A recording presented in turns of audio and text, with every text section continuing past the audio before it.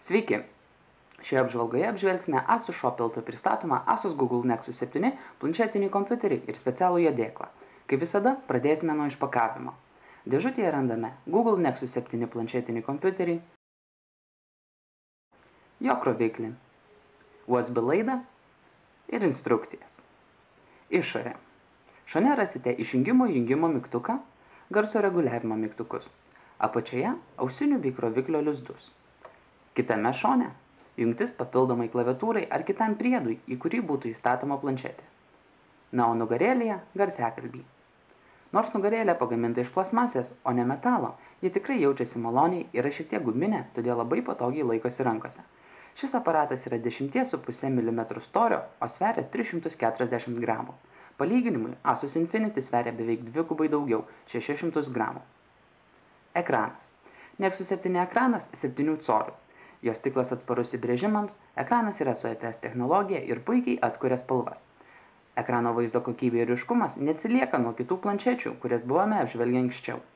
Ekrano rezoliucija 1280 ant 800 pikselių. Rezoliucija atsilieka nuo iPad Retina ekranų, tačiau yra didesnė nei daugumos 7 colių planšetinių kompiuterių.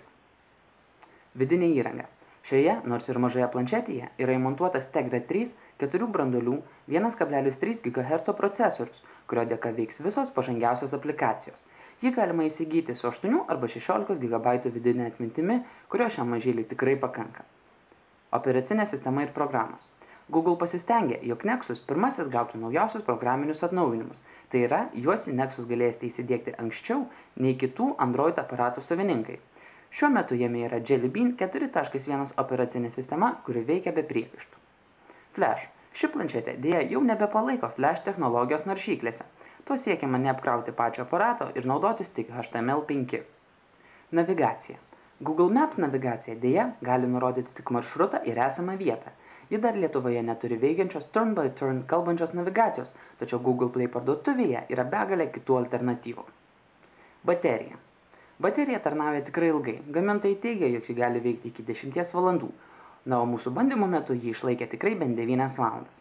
Žiūrint HD video apie 8 valandas, o žaidžiant žaidimus ar naudojant kitas daug resursų reikalaujančias aplikacijas apie 3-4 valandas. Didžiausi šios planšetės minusai.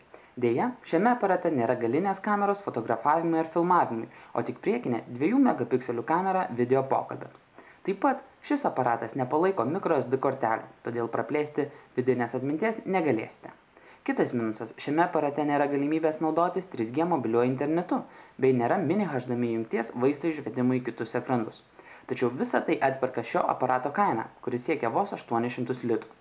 Apibendrinant, tai šiuo metu geriausia planšetė kainos ir kokybės santykių, bei ypač tinkama keliaujant dėl savo mažo dydžio ir svorio. Dėklas. Taip pat išbandėme labai puikų guminį dėklą, kuris užsivelka ant planšetės ir labai gerai ją apsaugo. Jis tikrai atrodo ilgaamžis ir patvarus, bei sveria labai nedaug. Jo kaina 59 litai.